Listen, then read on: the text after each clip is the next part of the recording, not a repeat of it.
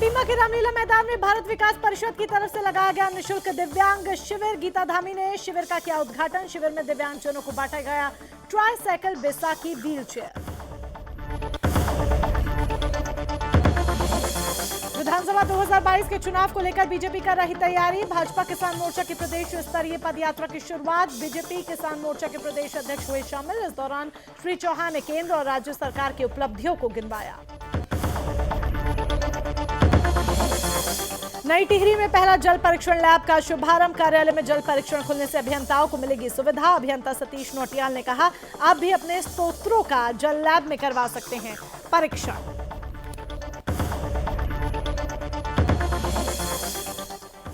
उत्तराखंड के लालवीर गति को प्राप्त हुए विभूति शंकर ढोंडियाल के परिवार को राष्ट्रपति रामनाथ कोविंद की तरफ से शौर्य चक्र से किया गया सम्मानित। बलिदानी विभूति शंकर ढोंडियाल ने आतंकी हमले में 5 आतंकियों को किया था ढेर।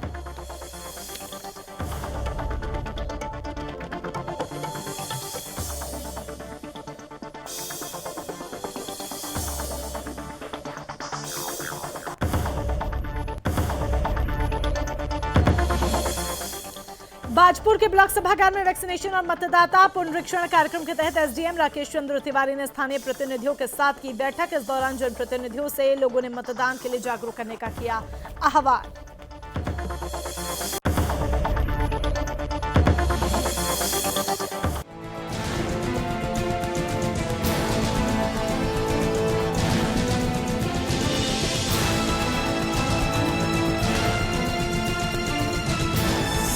आप देख रहे हैं सुदर्शन न्यूज। नमस्कार, आप देख रहे हैं उत्तराखंड विशेष और मैं हूं आपके साथ मोनिका ग्रोवर। मुख्यमंत्री पुष्कर सिंह धामी की वर्चुअल उपस्थिति में केंद्रीय ऊर्जा मंत्री आरके सिंह द्वारा मंगलवार को श्रम शक्ति भवन नई दिल्ली में उत्तराखंड में आपदा प्रभावितों के सहायतार्थ सीएसआर के अंतर्गत 7 पावर पीएसयू के सौजन्य से संकलित कुल 22.5 करोड़ का चेक आपदा प्रबंधन मंत्री डॉक्टर धन सिंह रावत को प्रदान किया गया। इस अवसर पर केंद्रीय ऊर्जा राज्य मंत्री कृष्ण पाल गुर्जर भी मौजूद थे। मुख्यमंत्री पुष्कर सिंह धामी ने कार्यक्रम में सचिवालय से वर्चुअल प्रतिभाग कर इस राज्य को प्रदान की गई सहायता के लिए केंद्रीय ऊर्जा मंत्री आरके सिंह का आभार व्यक्त किया। मुख्यमंत्री ने कहा कि अक्टूबर में अतिवृष्टि से उत्तराखंड को काफी नुकसान हुआ था। इस आपदा से निपटने के लिए केंद्र सरकार से राज्य को पूरा सहयोग मिला। इसके लिए उन्होंने पीएम नरेंद्र मोदी, गृह मंत्री अमित शाह एवं ऊर्जा मंत्री आरके सिंह का आभार व्यक्त किया। सीएम ने कहा कि केंद्र से हमें 3 हेलीकॉप्टर मिले, जिसकी वजह से हम 500 से अधिक लोगों की जान बचा पाए। आपदा प्रभावितों को आर्थिक सहायता 22.5 करोड़ का चेक आपदा प्रबंधन को सौंपा गया।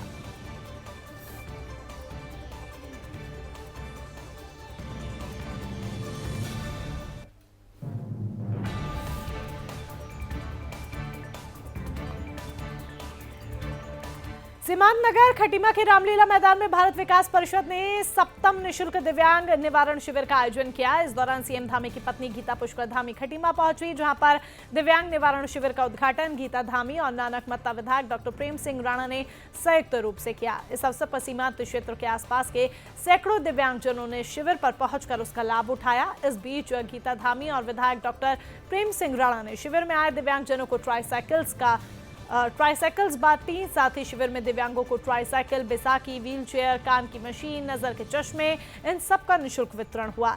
शिविर में दिव्यांगों के प्रमाण पत्र बनवाने के लिए कोविड टीकाकरण भी शिविर के माध्यम से किया गया। वहीं शिविर में मुख्य अतिथि के तौर पर पहुंची गीता धामी ने भारत विकास परिषद की तरफ से आयोजित निःशुल्क दिव्यांग निवारण शिविर आयोजन पर संस्था की तारीफ की और सीएम धामी द्वारा भी संस्था को हर संभव मदद का आश्वासन दिया। जबकि नानक मत्ता विधायक डॉक्टर प्रेम सिंह राणा ने कहा कि विगत कई सालों से खटीमा क्षेत्र में दिव्यांगों के निःशुल्क सहायतार्थ भारत विकास परिषद की तरफ से बेहतरीन कार्य कर रही है।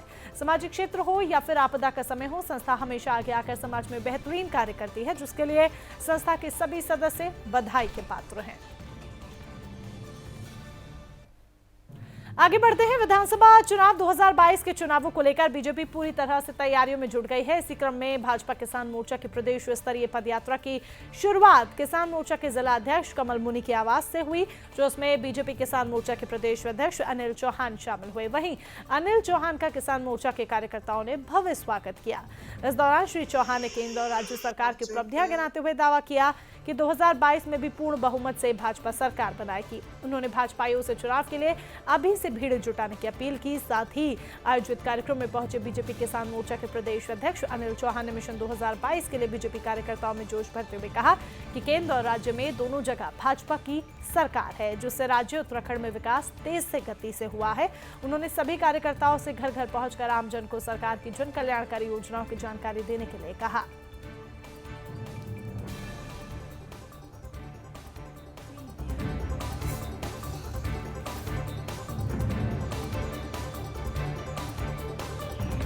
नई टिहरी उत्तराखंड जल संस्थान के अधिशासी अभियंता सतीश नौटियाल ने जानकारी दी कि हमारे कार्यालय में वाटर क्वालिटी NABL की मान्यता मिली है। उन्होंने कहा कि टिहरी जनपद का पहला जल परीक्षण लैब का शुभारंभ हुआ। साथ ही उन्होंने कहा कि पहले परीक्षण के लिए सैंपल देहरादून भेजना पड़ता था, लेकिन अब यही कार्यालय में जल परीक्षण खुलने से हम लोगों को काफी सुविधा हो गई है। साथ ही सतीश नौटियाल ने जानकारी देते हुए कहा कि आप भी अपने स्तोत्रों का जल का लैब में परीक्षण करवा सकते हैं।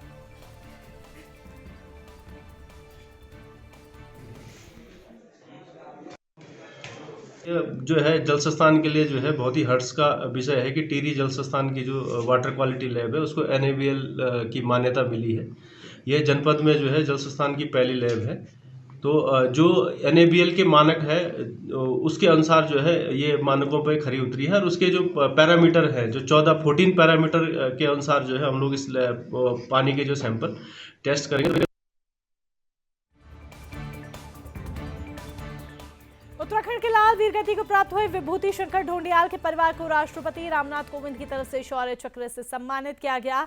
आपको बता दें कि मेजर विभूति शंकर ढोंडियाल ने बचपन से ही सेना में जाने का सपना देख लिया था। उनके सपने को पूरा करने में मामा ने उनकी मदद की। वो कई बार असफल हुए लेकिन राह नहीं बदली। उन्होंने पुलवामा हमले के दौरान 5 आतंकवादियों को मौत के घाट उतारा था, लेकिन उन्होंने देश के लिए अपना सर्वोच्च बलिदान दे दिया।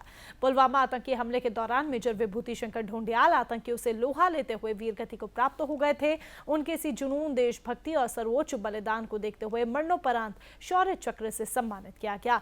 उनके बाद अब उनकी पत्नी भी इसी राह पर चल पड़ी हैं।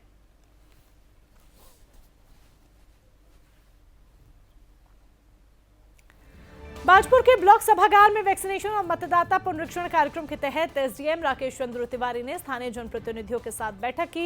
इस दौरान उन्होंने जनप्रतिनिधियों से लोगों को जागरूक करने का आह्वान किया। आपको बता दें कि बाजपुर में वैक्सीनेशन का कार्य धीमी गति से चल रहा है, जहां पर लोग वैक्सीन की दूसरी डोज लगवाने के लिए वैक्सीनेशन सेंटर नहीं पहुंच रहे। वहीं भारत सरकार की तरफ से चलाए जा रहे मतदाता पुनरीक्षण राष्ट्रीय कार्यक्रम के चलते लोगों के मतदाता पहचान पत्र बनवाने में सहयोग देने के लिए SDM राकेश चंद्र तिवारी ने लोगों को जागरूक किया। SDM राकेश चंद्र तिवारी ने कहा कि बाजपुर में वैक्सीनेशन की पहली डोज का कार्य लगभग पूरा हो चुका है, लेकिन दूसरी डोज लगवाने के लिए लोग नहीं पहुंच रहे। साथ ही उन्होंने कहा कि भारत सरकार की तरफ से मतदाता पुनरीक्षण कार्यक्रम चलाया जा रहा है, जिसमें 18 साल से ज्यादा उम्र के लोगों के पहचान पत्र बनाए जा रहे हैं। इस दौरान उन्होंने जनप्रतिनिधियों से वैक्सीनेशन और मतदाता पुनरीक्षण कार्यक्रम के चलते लोगों को जागरूक करने की अपील की।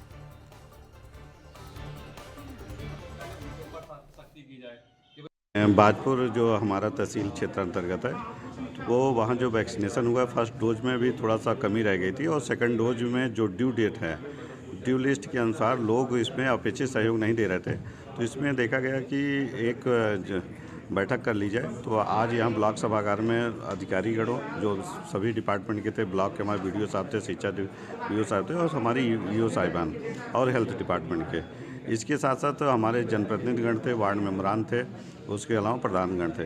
तो इनसे 2 चीज़ों पे हमने सुझाव भी लिए और रिक्वेस्ट भी किया और अपेक्षा भी रखी कि एक तो कोविड-19 की जो हमारा वैक्सीनेशन हो रहा है उसमें फर्स्ट डोज तो लगभग हो चुका है। सेकंड डोज में जो ड्यू लिस्ट के अनुसार है वो पूरे लोग आ नहीं रहे। ये है कि जैसे वैक्सीनेशन है, वैक्सीनेशन हमारा 100% कंप्लीट हो, यहाँ पे सारे लोग सुरक्षित हो, कोरोना अभी गया नहीं है, कोरोना है फिर से आ सकता है। ये एरिया में कम से कम गांव के क्षेत्र में भी लोग सुरक्षित हो, हर इंसान सुरक्षित हो। हमारा मुद्दा ये है कि दोनों डोज लगवा दे, सारे लोग लगाए, ग्रामीण क्षेत्र हो वो पूरा कवर हो जाए और जितनी हम मदद ले सकते हैं सबसे, सारा विभाग एक साथ काम करेगा तो ये काम जल्दी हो जाएगा। उत्तराखंड के तीर्थ पुरोहितों ने चारधाम देवस्थानम बोर्ड का विरोध तेज कर दिया है। राजधानी देहरादून में तीर्थ पुरोहितों ने विरोध प्रदर्शन करते हुए प्रदेश के सभी मंत्रियों के आवास का घेराव किया और बोर्ड को तत्काल भंग करने की मांग की। तीर्थ पुरोहितों ने जब मंत्री सुबोध उनियाल के आवास के बाहर धरना शुरू किया तो मंत्री सुबोध उनियाल बाहर आए। साथ ही शासकीय प्रवक्ता कैबिनेट मंत्री सुबोध उनियाल ने तीर्थ पुरोहितों से अपील की कि वो 30 नवंबर तक का इंतजार करें, सरकार उसके बाद कोई बड़ा फैसला लेगी। तीर्थ पुरोहितों का कहना है कि सरकार देवस्थानम बोर्ड की व्यवस्था को सरकार वापस करे। आपको बता दें कि चारधाम तीर्थ पुरोहित हक हकूकधारी महापंचायत की बैठक देहरादून में दी गई थी, जिसमें चारों धामों से जुड़ी पंचायत और मंदिर समिति से जुड़े पदाधिकारी शामिल हुए। विधान परिषद राज्यसभा में क्यों आना चाहते हो? लोकसभा और विधानसभा में हो ना। इसी विरोध में हम 30 नवंबर बाकायदा मुख्यमंत्री जी और मैं जब हम केदारनाथ गए थे मोदी जी के दौरे से पहले, तो बाकायदा उनको बोल के आए कि 30 नवंबर तक सरकार निर्णय ले लेगी। तो अभी 30 नवंबर आने में समय है, पूरा 7 दिन का समय बाकी है। ध्यानी जी को कह दिया गया है कि तत्काल वो रिपोर्ट प्रस्तुत करें और ध्यानी जी की रिपोर्ट आने के इमीडिएटली उसके बाद हम लोग इस पर फैसला ले लेंगे। तौर पे हमने उनसे जो बात पहले से कह रहे हैं, एक ही लाइन में बात कर रहे हैं कि इस कानून को वापस लो। कानूनी जो गलत बना हुआ है उसका कोई प्रयोग नहीं है। किसी धर्म पे कोई कानून नहीं बनाया जाता है, ये सरकारों को समझना चाहिए। और जो सरकार बनाना चाह रही है, जिन्होंने बनाया है, उसका हम घोर विरोध करते हैं और हम यही कहते हैं कि तत्काल इसको अगर वापस नहीं लिया जाएगा तो इसके परिणाम बुरे होंगे। निश्चित तौर पे सरकार को जाना पड़ेगा, गद्दी को छोड़ना।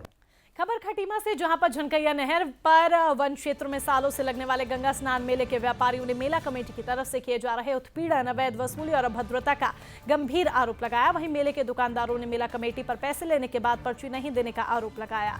साथ ही दुकानदारों ने कहा कि हम लोग 3 दिन से खाना नहीं खा रहे हैं, लेकिन पर्ची का पैसा देते हैं। मेले में मौजूद दुकानदारों ने रसीद दिखाकर अपनी व्यथा व्यक्त करते हुए कहा कि 1000 से लेकर 3000 तक की वसूली की जा रही है। इसके बाद भी कुछ लोग शराब और गुटखे के नाम पर पैसा मांगकर हम लोगों के साथ अभद्रता कर रहे हैं। वहीं दुकानदारों ने मेला कमेटी पर गंभीर आरोप लगाते हुए कहा कि हम लोगों से एक बल्ब जलाने पर भी 500 रुपए वसूली की जा रही है। इसी बीच खटीमा व्यापार मंडल अध्यक्ष अरुण सक्सेना मौके पर पहुंचे। इस दौरान मेले में दुकानें लगा रहे व्यापारियों और कमेटी के पदाधिकारियों के बीच हुई वार्ता के बाद अरुण सक्सेना ने कहा कि जल्द ही वसूली करने वालों के खिलाफ कार्रवाई की जाएगी।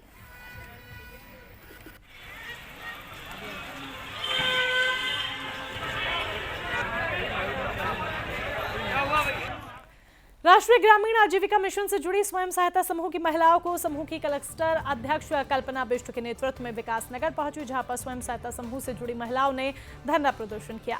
समूह की महिलाओं ने सरकार से मांग की, साथ ही स्वयं सहायता समूह से जुड़ी महिलाओं ने वेतन बढ़ाने की भी मांग की। इतना ही नहीं, महिलाओं ने कहा कि हमारी मांगों को पूरा किया जाए। इस दौरान स्वयं सहायता समूह की महिलाओं को उत्तराखंड क्रांति दल ने अपना समर्थन दिया।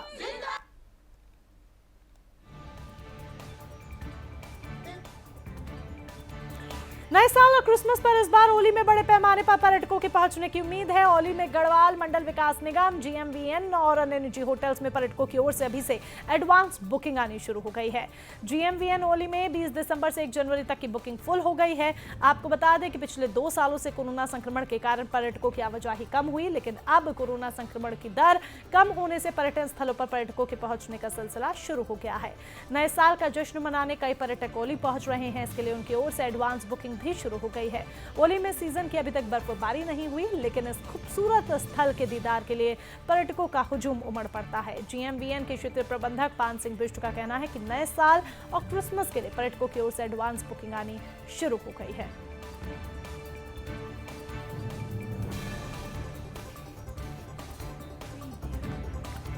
उत्तराखंड के देहरादून में रात को ओस बढ़ने से ठंडक बढ़ गई है। आपको बता दें कि ज्यादातर इलाकों में रात को अच्छी खासी ओस गिर रही है। इससे देहरादून में रात का तापमान 15 डिग्री से नीचे पहुंच गया है। ओस से सुबह के समय भी अच्छी खासी ठंड हो रही है। मौसम विशेषज्ञों के अनुसार अगले कुछ दिनों में मैदानी क्षेत्रों में ओस और पहाड़ी क्षेत्रों में ठंड बढ़ जाएगी। आमतौर पर नवंबर में इस महीने तक मैदानी क्षेत्रों में पाला और कोहरा बढ़ जाता है। इससे मौसम में ठंडक में भी बढ़ोतरी हो जाती है। वहीं मौसम विभाग की ओर से जारी बुलेटिन के अनुसार अगले 5 दिनों में ज्यादातर मैदानी क्षेत्रों में कोहरा बढ़ सकता है। विशेषकर उधम सिंह नगर और हरिद्वार के मैदानी इलाकों में कोहरे में बढ़ोतरी हो सकती है और इससे सुबह और शाम के समय ठंडक बढ़ सकती है। सोमवार रात देहरादून का तापमान 10.7 डिग्री रिकॉर्ड किया गया। ठंडक बढ़ने के साथ ही लोगों के गर्म कपड़े बाहर निकल आए हैं। विशेषकर सुबह और शाम को घर से बाहर निकलने वाले लोग गर्म कपड़ों में नजर आ रहे हैं।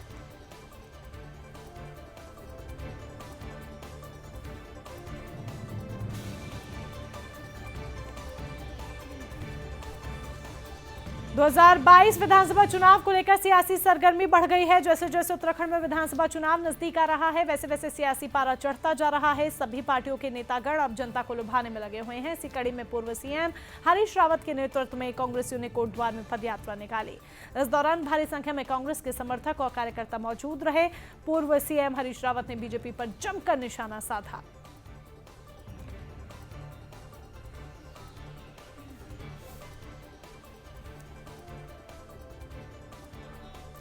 कांग्रेस के वरिष्ठ नेता और पूर्व राज्य मंत्री चौधरी आदित्य राणा ने एक निजी होटल में पत्रकार वार्ता की। इस दौरान आदित्य राणा ने मंगलौर के विधायक पर जमकर निशाना साधा और आगे आने वाले विधानसभा चुनाव में मंगलौर विधानसभा से अपनी दावेदारी पेश की।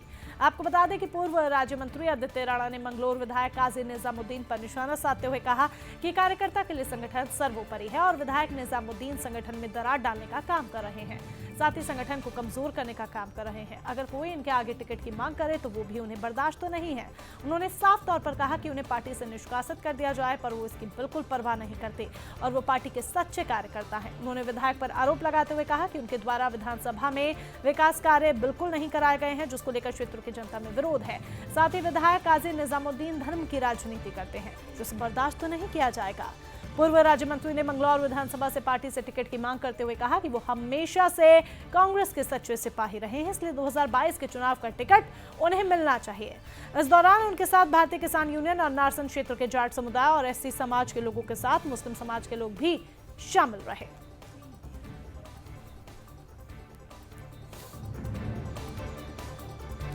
अगली खबर, रुड़की के हरिद्वार हाईवे पर एक हादसा हो गया। आपको बता दें कि रोडवेज बस ने बाइक सवार दंपति को टक्कर मार दी। पथरी थाना क्षेत्र में रहने वाले शमशेर अपनी पत्नी के साथ बाइक से रुड़की की ओर आ रहे थे। जैसे ही उनकी बाइक रुड़की के बेरुड़ी गांव के पास पहुंची तो पीछे से आ रही एक हरियाणा रोडवेज बस ने टक्कर मारी, जिससे बाइक पर बैठी महिला बस के पहिए के नीचे आ गई और मौके पर ही महिला की मौत हो गई। वहीं घटना के बाद मौके पर ग्रामीणों की भीड़ लग गई। गुस्साए ग्रामीणों ने बस चालक को पकड़ लिया, साथ ही गुस्साए ग्रामीणों ने शव हाईवे पर रखकर जाम लगा दिया। सूचना मिलते ही एसएसआई पुलिस बल के साथ मौके पर पहुंचे और ग्रामीणों को समझाने का प्रयास किया, लेकिन ग्रामीण मुआवजे की मांग पर अड़े रहे। फिलहाल पुलिस ने शव को पोस्टमार्टम के लिए अस्पताल भेज दिया है।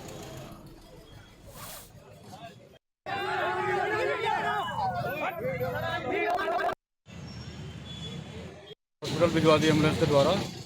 और ये जो महिला थी मृतक, ये एकड़ कला की बताई गई है और उसके पति के साथ में थे, रुड़की की तरफ जा रहे थे। पीछे से जो रोडवेज बस थी हरियाणा की है, उससे टक्कर लगी है और उसे पकड़ भी लिया रोडवेज को, खड़ी करवा दी है। बाकी जो भी कार्रवाई होगी वो की जाएगी। पूर्व सीएम हरीश रावत रुड़की के बीटीगंज में जैन धर्मशाला में पहुंचे, जहां पर हरीश रावत ने व्यापारियों से बातचीत की। इस दौरान हरीश रावत ने व्यापारिक समस्याओं को गंभीरता से सुना, साथ ही रुड़की शहर के व्यापारियों ने अपनी समस्याओं से हरीश रावत को अवगत भी कराया। इस मौके पर पूर्व सीएम ने कहा कि कांग्रेस व्यापारियों की समस्याओं को लेकर बेहद गंभीर है। उन्होंने कहा कि प्रदेश सरकार ने पहले भी व्यापारियों की समस्या को गंभीरता से लिया। इस बीच हरीश रावत ने व्यापारियों की समस्या का समाधान करने का आश्वासन दिया।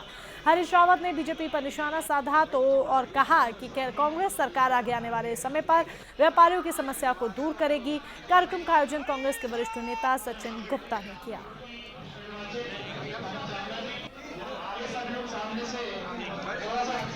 लालकुआ थाना क्षेत्र में रहने वाले महेंद्र पाल की 19 साल की बेटी कौशल्या की मौत को 4 दिन से ज्यादा का समय हो गया है, लेकिन पुलिस अभी तक मामले को दर्ज नहीं कर पाई है। जबकि मृतका के पिता ने पड़ोस में रहने वाले युवक रूबिन गिल और उसके परिवार पर हत्या का आरोप लगाते हुए थाने में रिपोर्ट दर्ज करवाई, लेकिन पुलिस की तरफ से अभी तक मामले में कोई ठोस कार्रवाई नहीं की गई।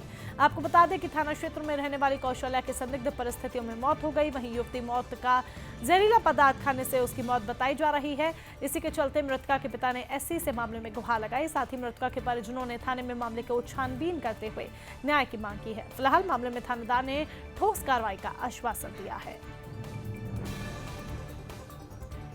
देखिए, मैं अभी कोतवाल साहब से मिला, उनसे मैंने रिक्वेस्ट करी, उनसे बात रखी। उनसे कहा मैंने कि अगर इस तरीके से जो घटना हुई है ये किस वजह से हुई है और किस कारण से हुई है, और इसमें आप निष्पक्ष जांच करिए। कोतवाल जी ने आश्वासन दिया है कि ये कहीं ना कहीं 304 का या 306 का मामला बनता है। इसमें निष्पक्ष जांच की जाएगी और किसी के साथ भी गलत जो नहीं होगा। और जो हमारे जो लड़की है जो 3 महीने के अंदर वहाँ रहती थी, वो ब्याही हुई थी या उसको रजिस्टर्ड मैरिज हुआ था, इसकी पूरी तलाश करें। हमने कहा हम तुम्हारे साथ जो हमारा असूल बनता है हम पूरा न्याय करेंगे। बोले हमसे आप निश्चिंत रहें, हमसे जितना भी हमारे लिए बनता है हमारे उसमें हम तुम्हारे साथ पूरा न्याय करेंगे। तुम आराम से टेंशन फ्री के घर जाइए, हम तुम्हारे साथ जो होता है नियम के अनुसार वो हम सारा करेंगे। एक सूचना मिली थी कल कि एक महिला द्वारा महिला की डेथ हो गई है सुशीला तिवारी अस्पताल में, उसका पंचनामा भरा गया है। तो पंचनामा के बाद पोस्टमार्टम की कार्रवाई के बाद जो पोस्टमार्टम में जो तथ्य आएंगे सामने उनके हिसाब से कार्रवाई की जाएगी। परिजन जो आरोप लगाएंगे उनके या जो तहरीर देंगे उसके हिसाब से कार्रवाई की जाएगी। हरिद्वार में अखिल भारतीय ब्रह्म ऋषि महासंघ के राष्ट्रीय अध्यक्ष और पदाधिकारियों ने प्रेस क्लब हरिद्वार में प्रेस वार्ता का आयोजन किया। वार्ता के माध्यम से अखिल भारतीय ब्रह्म ऋषि महासंघ के अध्यक्ष प्रवीण त्यागी ने कहा कि महासंघ की तरफ से 26 दिसंबर को हरिद्वार के प्रेमनगर आश्रम में एक ब्रह्म ऋषियों का महाकुंभ आयोजित करने जा रहा है, जिसमें लगभग 1500 से ज्यादा ब्रह्म ऋषि महासंघ अलग अलग समाज से यहाँ पर एकत्रित होंगे। साथ ही आगे आने वाले 3 सालों में 20 लाख ब्रह्म ऋषि समाज से जुड़े लोगों को जोड़ने का अभियान चलाने का काम किया जाएगा, जिसका शुभारंभ 26 दिसंबर 2021 को ब्रह्म ऋषि महासंघ की तरफ से महाकुंभ से होगा।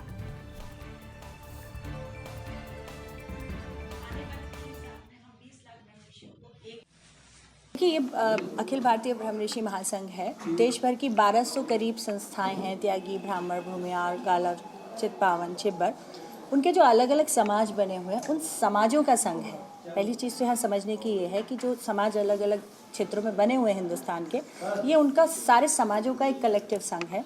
और हम लोग एक बड़ा अभियान शुरू करने वाले हैं जो कि जोड़ने का अभियान है। सारे ब्रह्म ऋषियों का जो देश भर में अलग अलग जगह हैं फैले हुए हैं उन सबको जोड़ने का अभियान है। तो करीब 20 लाख ब्रह्म ऋषियों को हम आने वाले, चूँकि हमारा कार्यकाल अब 3 साल का है हमारा और अध्यक्ष जी का, तो हम अगले 3 साल में 20 लाख ब्रह्म ऋषियों को उसमें जोड़ना चाहते हैं। देखिए, ये जो हमारा इस समय जो महासम्मेलन हम करने जा रहे हैं ये किसी स्ट्रेंथ को दिखाने के लिए नहीं है। एक बहुत बड़ा हमारा ये जो अभियान है, एक प्लेटफॉर्म पर हम सभी, जैसा कि हमारी महासचिव जी ने बताया है कि एक प्लेटफॉर्म पर सभी लोगों को लाने का, सभी संस्थाओं को इकट्ठा करके एक प्लेटफॉर्म पर लाने का प्रोग्राम है।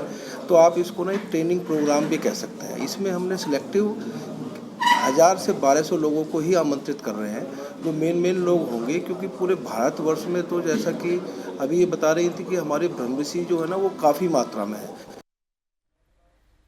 काशीपुर में श्री गुरु नानक देव जी के प्रकाश पर्व पर शहर भर में विशाल नगर कीर्तन निकाला गया, जिसमें फूलों से सजी पालकी श्रद्धालुओं के लिए आकर्षण का केंद्र बनी। वहीं महानगर कांग्रेस अध्यक्ष संदीप सहगल एडवोकेट ने श्री गुरुद्वारा साहिब पहुंचकर गुरु दरबार में मत्था टेका और श्री गुरु नानक देव जी के बताए मार्ग पर चलने की बात कही।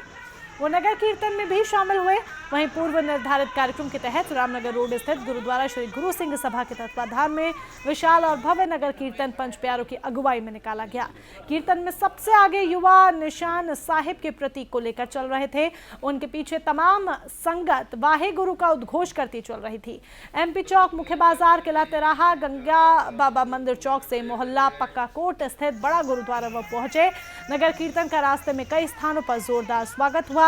तमाम श्रद्धालुओं ने श्री गुरु ग्रंथ साहिब की पावन पालकी के दर्शन किए। बड़ा गुरुद्वारा से नगर कीर्तन फिर से गंतव्य की ओर रवाना हुआ। इस बीच पंच प्यारों के साथ ही गुरुद्वारा श्री ननका साहिब के मुख्य ग्रंथी ने गुरु सिंह सभा के प्रधान जगजीत सिंह कोहली और सचिव गुरविंदर सिंह सेठी को सरोपा भेंट किया।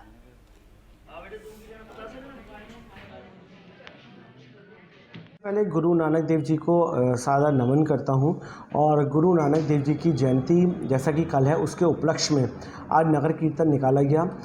नगर कीर्तन निकालने के साथ साथ जो नगर कीर्तन में जो एक शहर का एक बहुत ही सुंदर भावना और एक धर्म के प्रति आस्था और लोगों का जिस प्रकार से रुझान देखा गया, जिस प्रकार से श्रद्धा देखी गई, निश्चित रूप से वो अभूतपूर्व है। मसूरी शिफन कोर्ट के बेघर 84 परिवार ने नगर पालिका परिषद के प्रांगण में विस्थापन की मांग को लेकर अनिश्चितकालीन धरना प्रदर्शन करने की बात वो कह रहे हैं। मसूरी के एक होटल के सभागार में आयोजित बैठक में ऐसा निर्णय लिया गया कि जब तक मसूरी शिफन कोर्ट के बेघर लोगों का नगर पालिका प्रशासन जमीन और आवास उपलब्ध नहीं करा देता है, तब तक वो नगर पालिका परिषद के प्रांगण में अनिश्चितकालीन धरना प्रदर्शन करते रहेंगे। इस दौरान लोगों ने नगर पालिका से अपनी मांग रखी है। साथ ही लोगों का कहना है कि हमारी मांगों को जल्द से जल्द पूरा किया जाए।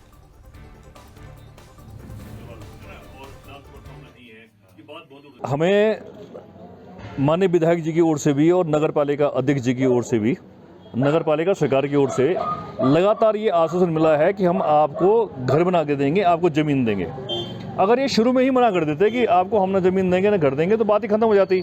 ये बार बार क्यों इन्होंने हर बार, एक बार नहीं 50 बार, सारे आप ही मीडिया के पास हैं, सारे रिकॉर्ड हैं कि नहीं हम ज़मीन दे रहे हैं, हम घर बना रहे हैं, हम आपको देंगे। तो उसके बाद 1.5 साल से जो है केवल जो हमारे ये गरीब मजदूर हैं, दलित वर्ग के मजदूर हैं, इनका शोषण हो रहा है, इनके साथ धोखेबाजी हो रही है और इनको केवल घुमाया जा रहा है। हाँ, हमने आर पार की लड़ाई के लिए कमर कस दी है और कल 19 तारीख से हम जो है वहाँ पे अनिश्चितकालीन धरने पे बैठ रहे हैं, क्योंकि हमें जो है नगर पालिका की तरफ से भी और सरकार की तरफ से भी हमें जो है छला गया है। और हम अब सरकार से, नगर पालिका से एक ही मांग चाहते हैं कि हमें घर नहीं चाहिए, हमें सिर्फ ज़मीन का टुकड़ा दे दो, हम उसी पे अपना गुजर बसर। पता नहीं है, आपको पता होगा, भली भांति पता कि आज 15 महीना हो चुके हैं और 15 महीने से हमको जो है गुमराह किया जा रहा है। कभी कह रहे हैं कि हम शिलान्यास करेंगे, कभी कह रहे हैं कि हम बना के दे रहे हैं, पर आज 15 महीने से हमारे जो मजदूर लोग हैं, जो महिलाएँ हैं, बच्चे हैं, आज भी वो दर दर की ठोकरें खा रहे हैं। पौड़ी जिले के श्रीनगर जल विद्युत परियोजना यानी कि श्रीनगर हाइड्रो पावर प्रोजेक्ट ने अचानक डैम से पानी छोड़ दिया, जिससे अलकनंदा नदी किनारे काम कर रहे पोकलैंड मशीन के ऑपरेटर और हेल्पर पानी के बहाव में फंस गए। देखते ही देखते दोनों डूबने लगे। वहीं वहां मौजूद लोगों ने इस मामले की सूचना पुलिस को दी। मौके पर पहुंची पुलिस ने दोनों का सकुशल रेस्क्यू कर बाहर निकाला। पुलिस की माने तो एक पोकलैंड मशीन NIT के पास अलकनंदा के किनारे काम कर रहे थे, तभी अचानक GVK ने डैम से पानी छोड़ दिया, जिससे नदी का जलस्तर तेजी से बढ़ गया और कड़ी मशक्कत के बाद चालक और हेल्पर को सकुशल नदी के बहाव से बाहर निकाला गया, जिससे आखिरकार उनकी जान बची।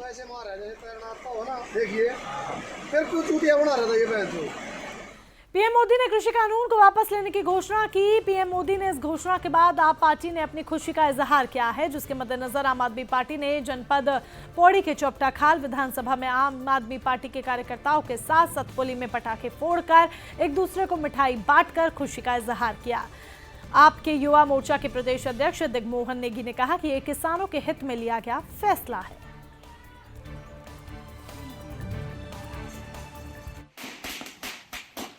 बहुत बहुत शुभकामनाएं। आज दीपावली भी है और गुरु नानक देव जी का भी जन्म दिवस है और इस अवसर पर आज प्रधानमंत्री नरेंद्र मोदी जी ने तीनों काले कृषि कानूनों को वापस लेने का निर्णय लिया है और उन्होंने कहा है कि किसानों को समझने में वक्त लग गया।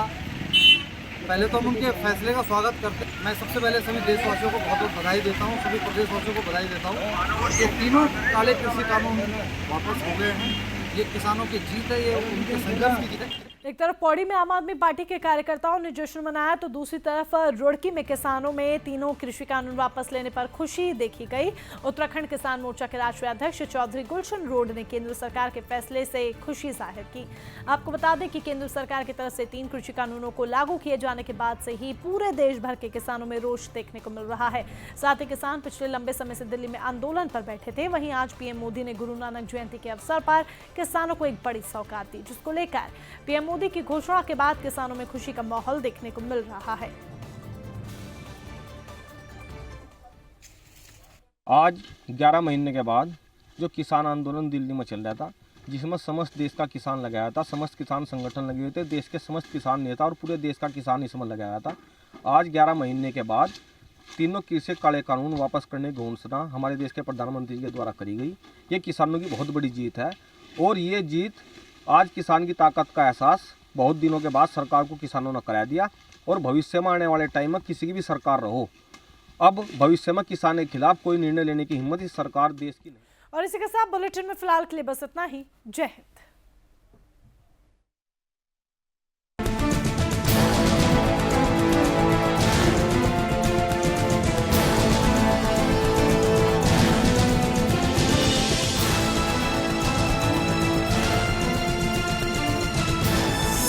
आप देख रहे हैं सुदर्शन न्यूज।